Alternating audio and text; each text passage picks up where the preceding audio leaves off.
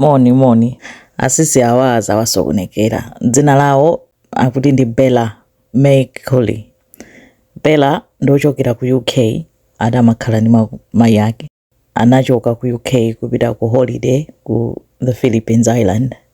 Ku UK pacha kuli khalidwe la holiday ndingati kacha amakonda chaka chilichonse amalolera ndithu anthu akagwira ntchito kuseva ndalama kuti akadzipepese kaya akakhala 1 week kaya 2 weeks ku holiday.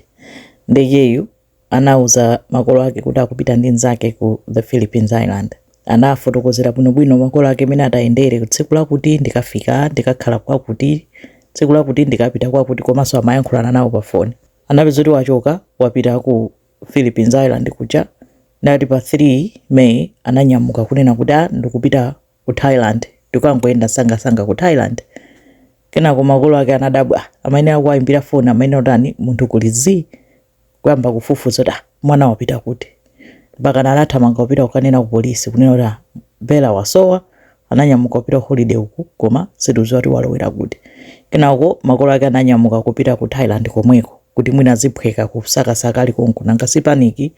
Mwana wa zaka 18 ali yekha dziko la chilendo.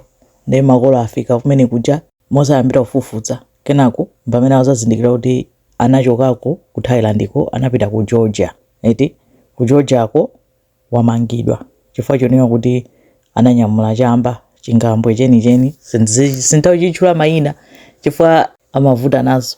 Chingambwe chenicheni 14 kilograms anamugwira nacho pa akuti Tsibili kaya ndi Tsilibi airport ya ku Georgia amanga. Moti amakolo ake kudabwa kuona pa TV ndithu akuchitidwa parade akulowa mu koti lakana kupereka belo. Kumfusa kalikonse sana yankha kukana kuyankha, wangonena kuti wangwadziwitsa kuti ali ndi mimba kuti mwina zimenezo zimuthandiza kuti amumvere chisoni, koma sakumpasa belo chifukwa choti atakukhulupirira kuti akampasa belo athawa ndakumusunga ku prison dziko la chilendo, continent ya chilendo. Kanali koyamba iye kupitako kaya anampasira ndani kaya wakadzigula kuti sizikudziwika, koma sentence yake ya mulandu ngati umenewo akuyembekezera 20 years to life in prison.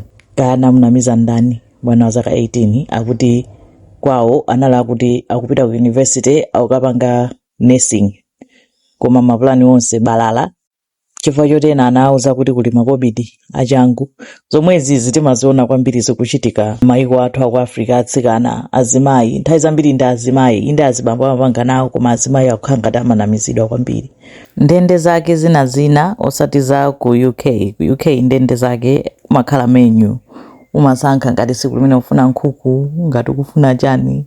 Ndende zokhala ndi TV umasintha ma channel uku ndi kwina dziko lina zosiyanira nato. Ndipo prison yake imene akuti akamsungayo ndiyoti inali yakalekale ya Soviet Union yoopsa kwambiri, koma timva kuti zimuthera bwanji mbe sizinayendepo apa Bella.